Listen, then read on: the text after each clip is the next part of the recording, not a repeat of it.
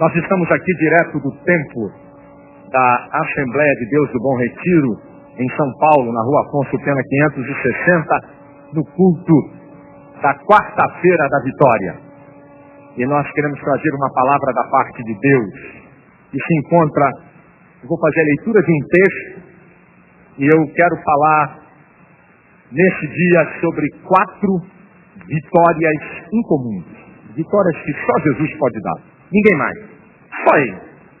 Só Ele pode dar essas vitórias que eu vou proclamar aqui.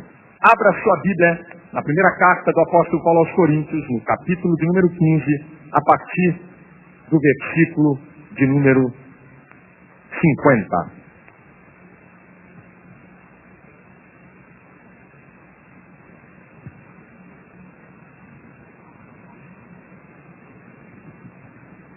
Primeira carta de Paulo, capítulo 15, a partir do versículo 50 até o 57. Diz assim a palavra do Senhor. E agora digo isto, irmãos, que a carne e o sangue não podem herdar o reino de Deus, nem a corrupção herdar a incorrupção. Eis que vos digo um mistério. Na verdade, nem todos dormiremos, mas todos seremos transformados. No momento, no abrir e fechar de olhos ante a última trombeta, porque a trombeta soará e os mortos ressuscitarão incorruptíveis, e nós seremos transformados. Porque convém que isto que é corruptível se revista de incorruptibilidade, e que isto que é mortal se revista de imortalidade. E quando isto que é corruptível se revestir de incorruptibilidade, e isto que é mortal se revestir de imortalidade, então cumprir-se-á a palavra que está escrita: tragada foi a morte na vitória. Onde está a morte, o teu aguilhão? Onde está o inferno, a tua vitória? Ora, o aguilhão da morte é o pecado, e a força do pecado é a lei, mas graças a Deus que nos dá a vitória por nosso Senhor Jesus Cristo. Bem, queridos, eu quero falar para vocês sobre 4 vitórias em comum. Essas vitórias, não adianta você ser inteligente, ser rico, ser sábio, que elas não estão no campo terreno. Nessa vida, escute o que eu vou falar. Muitas pessoas podem conquistar vitórias sem a ajuda direta de Deus. Você sabia disso? Que isso, pastor? Você está falando de heresia? Não. Muitas conquistas nessa vida, o homem, com a sua inteligência, ele pode conquistar riqueza, poder, sem a ajuda de Deus. A Bíblia fala no Salmo 115, no versículo 16, que os céus são céus do Senhor, mas a terra Ele deu aos filhos dos homens. Por algum acaso todos os ricos do mundo e poderosos do mundo são cristãos? Não. Tem um bando de ateu, de fariseu, de gente que blasfema de Deus, que conquista as coisas por trabalho, por inteligência, aproveitando as oportunidades. Isso nós chamamos da vontade permissiva de Deus. Deus permite que os homens construam e adquiram as coisas. Deus está no controle, mas Ele permite. E não necessariamente você ser cristão para ter casa própria, carro novo, ser empresário. Agora, essas vitórias que eu vou proclamar aqui, meu querido, Bill Gates, o homem mais rico do mundo, o Murdoch, o homem que possui o maior grupo de comunicação do mundo, o Ted Turner, o dono da CNN, os bilionários dessa vida, se eles não tiverem um encontro com Jesus, eles não vão conquistar nenhuma dessas vitórias. E eu temo que a igreja de Jesus aqui nessa terra tem barateado o Evangelho. Porque um Deus que me parece que só resolve problema de emprego, de casamento, de casa, de carro e de dinheiro. Coisas temporais e passageiras. É bem verdade que Deus resolve, mas isso não é a premissa do Evangelho. Isso não é a prioridade do Evangelho. Agora, o que eu vou mostrar para você que está aqui nessa igreja e para você que está vendo essa fita ou que está me vendo na televisão, são as vitórias mais espetaculares que existem e que só Jesus pode dar. E são as maiores vitórias que um ser humano pode conquistar. São 4 vitórias incomuns. Esse texto que eu li, o apóstolo Paulo ele começa falando: eis que eu vos digo um mistério. O que é um mistério? É uma coisa transcendental. É uma coisa sobrenatural. É algo que pertence à esfera do divino. E é isso que Deus tem preparado para nós. Nesse texto, eu vou mostrar para você 4 vitórias incomuns que o Senhor está oferecendo para todos aqueles que se arrependem dos seus pecados e aceitam a Jesus Cristo como único Salvador. A primeira vitória incomum encontra-se no versículo 51, na última frase. Todos seremos transformados. É a vitória sobre a limitação da matéria. Essa aqui é uma vitória transcendental e sobrenatural. Olha o que a Bíblia fala em 1 João 3,2. Amados, agora somos filhos de Deus. E ainda não é manifestado o que havemos de ser. Mas quando Ele se manifestar, seremos semelhantes a Ele. E assim como Ele é, o veremos. Olha o que diz a Bíblia. Eu e você vamos ter um corpo glorificado igual ao de Jesus. Você já parou para pensar que coisa transcendental, espetacular? Você quer ver Jesus com um corpo glorificado? Depois que Ele ressuscita, depois que Ele vence a morte, Ele recebe um corpo glorificado. Em Lucas, no capítulo 24, Jesus está lá, 2 discípulos a caminho de Emaús. Jesus começa a conversar com eles sobre a importância de Cristo ter padecido. E lá no versículo 31, quando Jesus se dá a conhecer a eles, diz que Jesus, desaparece sem que a percepção humana consiga dominar. Jesus, numa velocidade estupenda e miraculosa, sai da presença deles, sem eles saberem que direção Jesus tomou. Porque Jesus estava num corpo glorificado. A velocidade, o deslocamento é sobrenatural. Você vai ter esse corpo. Quando você for arrebatado, quando nós formos ao céu, e quando nós chegarmos nas mansões celestiais, nós vamos poder dizer: vem cá, vamos dar um passeio ali numa galáxia a 100 bilhões de anos-luz. Vambora. Chegamos lá. Você sabe que a velocidade da luz é 300 mil quilômetros por segundo. E tem cálculos físicos das distâncias de galáxias. 100 milhões de anos-luz. 200 milhões de anos-luz, se quiser alcançar essa galáxia.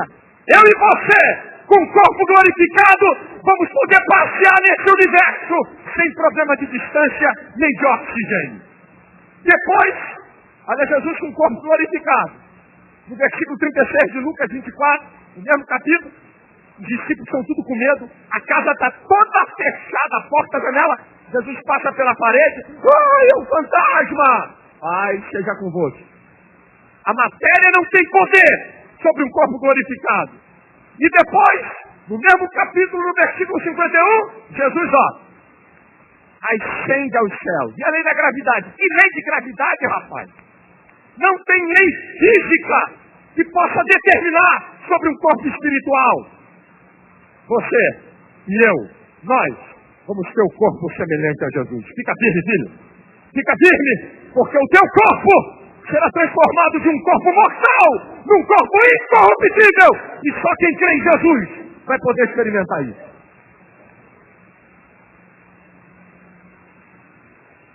Eu temo que a gente não está proclamando essa vitória. Eu temo que a gente está proclamando tantas vitórias materiais perecíveis e estamos esquecendo das espirituais e fundamentais. A segunda grande vitória, que somente quem tem Cristo na sua vida, só quem reconhece Jesus como Senhor, vai ter, é a vitória sobre a morte. Aí alguém diz assim: pastor, essa aí não. Aí não. Nem ele aguentou a parada, mataram ele. E outra, se Jesus venceu a morte, como é que tem gente morrendo hoje? E até vocês cristãos morrem. Essa dizer que vence a morte está aí. Quem te falou que Jesus foi assassinado? Você está por fora.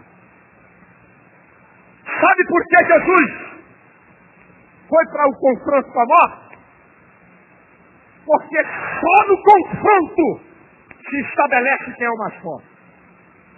Nós nunca vamos saber se Cassius Clay é melhor ou pior do que Mike Tyson. Nunca!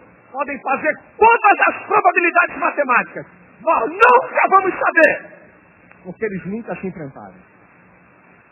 Eu me lembro que naquela primeira luta de Mike Tyson e Evander Holyfield, quando Mike Tyson era o campeão unificado de todas as federações e estava na crista da onda, ninguém acreditava que Holyfield ia ganhar de Mike Tyson. Todas as probabilidades eram de que Mike Tyson, até o terceiro assalto, ia fulminar Holyfield. Só que quem tomou no queixo foi Mike Tyson. Só o confronto estabelece quem é o maior. Jesus teve um confronto com a morte. E olha o que João fala no capítulo 10, versículo 17 e 18. É por isso que o Pai me ama, porque eu dou a minha vida para tornar a tomá-la. Ninguém a tira de mim. Eu dou a minha vida e tomo outra vez. Quem te falou que assassinaram Jesus? Quem te falou disso? Quem é que te disse que Jesus foi assassinado? Ele foi para o confronto com a morte. E a Bíblia fala que ao terceiro dia a morte não pôde manter o meu Jesus no túmulo. Ele ressuscitou.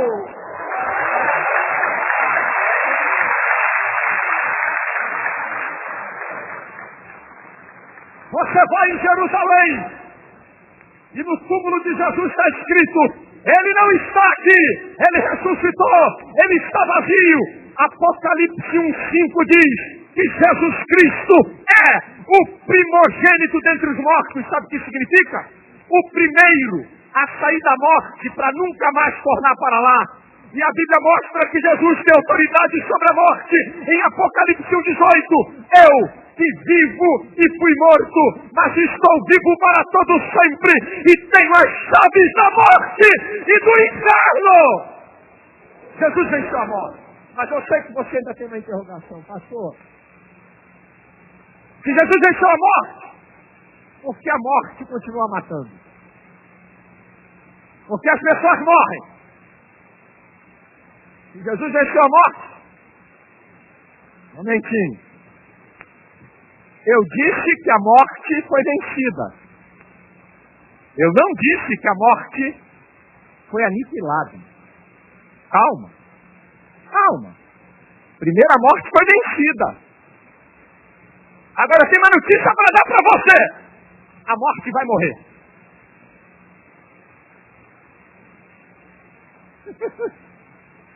Você sabia? Você sabia que a morte vai morrer? 1 Coríntios 15:26 diz que o último inimigo a ser aniquilado será a morte. Apocalipse 20, versículo 14 diz que a morte e o inferno foram lançados no lago que arde com fogo e enxofre. E nessa passagem que eu li, está escrito aqui a morte da morte. Olha o que é que diz aqui. Olha o que é que diz a partir do versículo 53 nessa passagem. Porque convém que isto que é corruptível se revista de incorruptibilidade, e isto que é mortal se revista de imortalidade. E quando isto que é corruptível se revestir de incorruptibilidade, e isto que é mortal se revestir de imortalidade, cumprir-se-á a palavra que está escrita: tragada foi a morte na vitória. Onde está, ó morte, o teu aguilhão? Onde está, ó inferno, a tua vitória? O aguilhão da morte é o pecado e a força do pecado é a lei. Mas graças a Deus que nos dá a vitória por nosso Senhor Jesus Cristo. A morte vai morrer.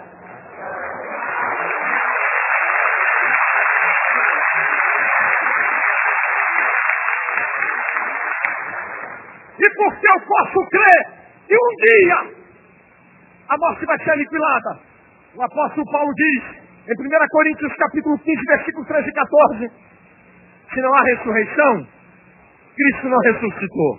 E se Cristo não ressuscitou, é vã a nossa pregação e é vã a nossa fé. Só que a nossa pregação não é vã, nem a nossa fé é vã, porque Jesus está transformando, está libertando, está mudando, está operando no nosso meio. E Paulo diz em 1 Coríntios 15, 19, se esperarmos em Cristo somente nesta vida, somos os mais miseráveis de todos os homens. Está vendo a exortação para a igreja? Paulo está falando para a igreja, gente. Eu não estou nem falando com amigos agora. Eu estou falando com você que é crente, que pensa que Deus vai te dar tudo aqui na terra, que pensa que a plenitude do viver evangelho é ter dinheiro no bolso, é ter casa própria, é ter carro próprio e viver bem. Não! Se esperarmos em Cristo somente nesta vida, somos os mais miseráveis de todos os homens.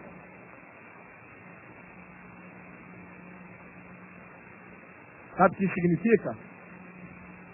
Aquilo que o olho não viu, que o ouvido não ouviu e que não chegou ao coração do homem, é o que Deus tem preparado para aqueles que o amam.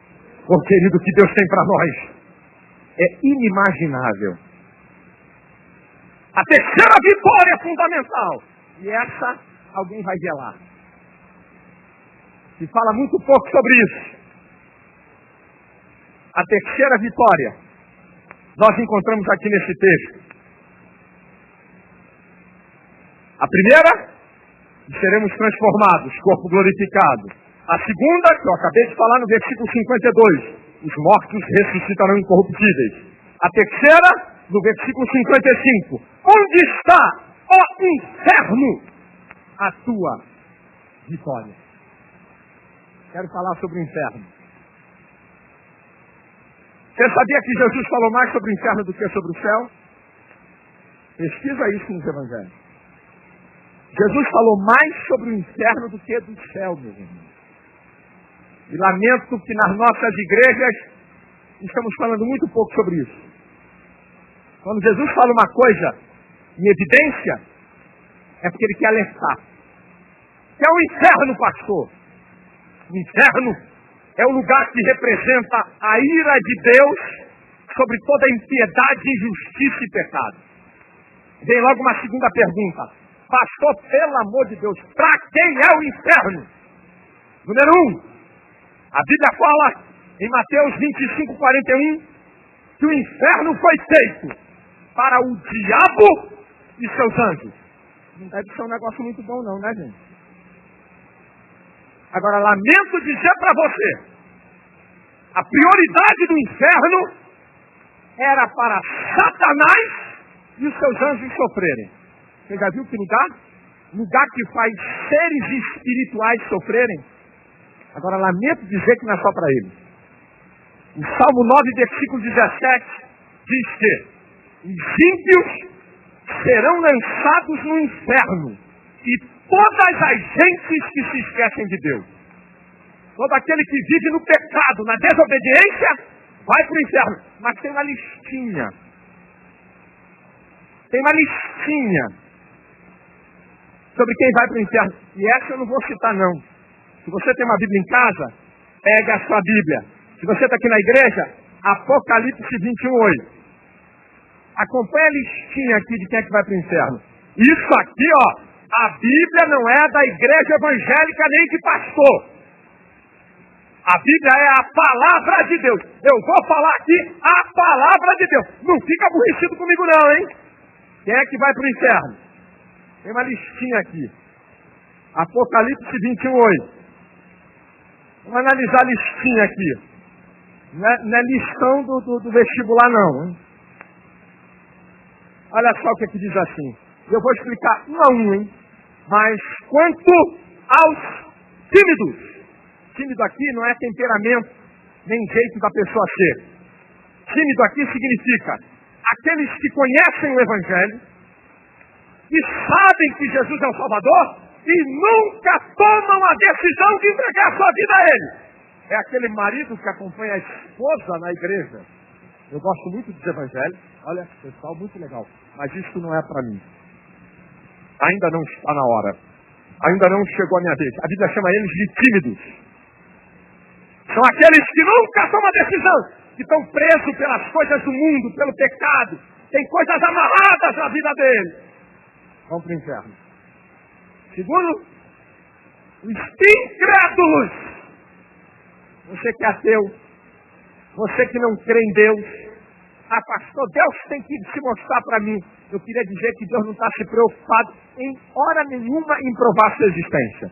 Porque a Bíblia fala em Romanos 1,19, a partir do versículo 19, que as coisas que estão criadas, elas ficam para que os homens fiquem inescusáveis. A criação, a natureza, é uma prova da existência de Deus. Portanto, meu querido, Deus não está preocupado em se provar para ninguém, porque Ele é, independente do que você tem. Então, os incrédulos, que talvez estejam debochando em casa, esse é um palhaço, aí está querendo enganar o pessoal, é você mesmo. É você mesmo, filho. É você mesmo. Tem mais, pastor? Tem. Aos abomináveis. E aí, isso aqui dá para ficar meia hora. Meia hora sobre abominação. Todo tipo de pecado, de iniquidade. Roubalheira, safadeza, devassidão. Tudo que é abominável para Deus. Tudo que é pecado. Ele colocou uma palavra para sintetizar. Tem mais? Tem. Fornicários. Fornicação é a relação sexual ilícita. Você, um dia com uma, semana que vem com outra, mês que vem com outra, ano que vem com outra, vai para o inferno. Adúltero, aquele que é casado ou que é casado e é infiel, é fornicário, aqui está incluído aqui, vai para o inferno. Tem mais? Tem, pastor. Feiticeiro! Ó, isso aqui é Bíblia, hein? Eu estou lendo Apocalipse 21:8, hein? Feitiçaria! Isso, bota a galinha preta na encruzilhada, mata bezerro, oferece comida e alimento aí para o pseudo santo. Isso na Bíblia é chamado de feitiçaria. Os feiticeiros vão para o inferno. Não fica aborrecido comigo, eu amo a todos. Tem mais, pastor? Tem. Idólatra!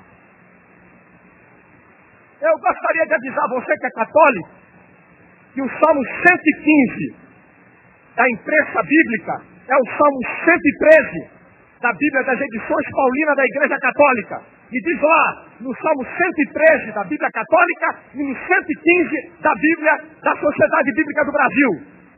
Diz assim: não a nós, Senhor, não a nós, mas ao teu nome dai glória, porque dirão as nações: onde está o teu Deus? O meu Deus está nos céus e faz tudo o que lhe apraz. Mas os deuses dele são de prata, de ouro e de bronze. Tem boca, mas não fala. Tem ouvido, mas não ouve. Tem olhos, mas não podem ver. Tem nariz, mas não cheiram. Tem mãos, mas não apalpam. Tem pés, mas não andam. Tornam-se semelhantes os que os fazem e os que os adorem. A idolatria é pecado. O apóstolo Paulo, em 1 Coríntios, capítulo 8, versículo 4 e 6, diz que o ídolo nada é e que só existe um só Deus e Pai e um só Senhor, Jesus Cristo.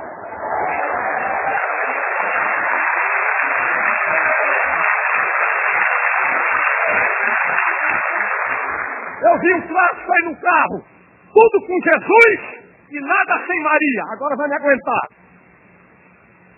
Tudo com Jesus e nada sem Maria. Aqui é a Bíblia. Me prova em que lugar da Bíblia Jesus manda você pedir alguma coisa a Maria. Onde é que está isso? Aonde? Me prova qual é o lugar da Bíblia que dá a Maria o status de mediadora. Maria foi uma mulher fenomenal. Um exemplo de mulher. Mas onde é que está aqui na Bíblia? O cristão é aquele que segue a Bíblia e a Jesus. Para poder ser um cristão verdadeiro. Não é lorota. Onde é que está na Bíblia que eu tenho que pedir a Maria alguma coisa? Tudo com Jesus e nada sem Maria. Está aqui, ó. Está desafiado qualquer sacerdote. Entre em contato comigo e vem aqui para o programa. Está desafiado a me provar aqui na Bíblia. Onde é que Jesus mandou ir a Maria? Onde é que Deus o Pai mandou ir a Maria? Onde é que é? Onde é que está isso? Você quer seguir Maria?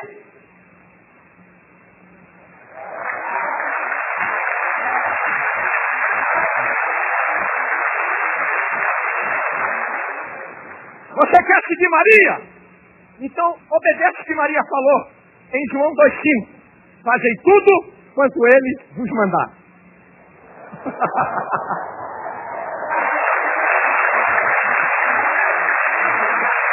Quer seguir Maria? Obedeça a Jesus. Porque Maria, quando fala de Jesus, fala: meu Deus e meu Salvador. Jesus foi o Salvador de Maria, porque Maria era uma mulher. Ela foi usada para que Jesus Cristo, o Deus Emanuel, viesse à terra. Agora, ela não é sobrenatural. Jesus, por parte de pai, é só divino.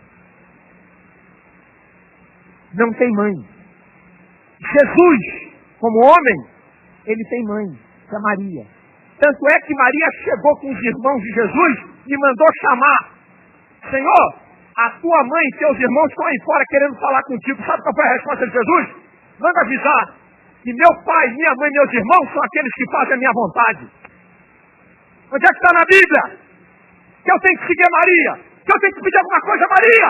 A minha Bíblia diz em 1 Timóteo 2,5: há um só Deus e um só mediador entre Deus e os homens, Jesus Cristo.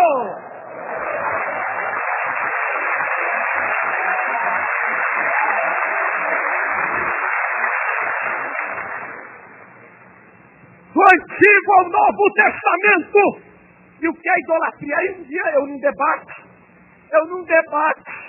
em Goiás, no SBT, uma rapaziada da Batina Preta, e ele chegou e disse assim para mim: pastor, o senhor não tem fotografia dos seus filhos? Eu sabia onde é que ele ia chegar, ia ser velha, mais velha do que minha avó. Falei: tem? Aí eu fui dando corda para ele. Falei: claro que tem. O senhor anda com a fotografia dos seus filhos na sua carteira? Olha, eu ando, claro que eu ando. Vamos, vai, vambora, vai. Está comigo, vai mais, vai embora. Ele falou: de vez em